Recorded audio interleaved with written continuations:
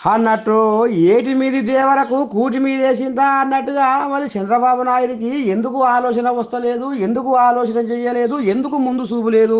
ఆ ఇప్పుడు వర్షాకాలం సీజన్ కాబట్టి వర్షాలు పడతాయని తెలియదా? జనాలను అప్రమత్తంగా ఉంచాలని తెలియదా? ఎందుకు జనాలకు ముందు జాగ్రత్తగా వాళ్ళకు సమాచారం ఇవ్వలేదు?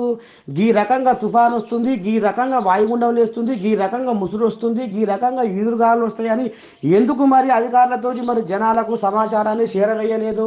ఇదేనా చంద్రబాబు తల్లిగా? ఇదేనా రైనీ సీజన్ కాబట్టి రెయిన్స్ వస్తాయనే సోయి చంద్రబాబుకు ఎందుకు లేదు అని దండం పెట్టి జగన్ చెల్లె షర్మిలమ్మ అబ్బా చిన్న సన్న ఎవరా ముంగటేసుకోలేదు. చంద్రబాబు నాయుడు లోపడంగా బాగానే ఆర్చుకుంటుంది మరుగు మరుగు మాటలతోటి. ఇక చూడు ఏమనుకొస్తుందో అక్క కడుపు సాలకుండా.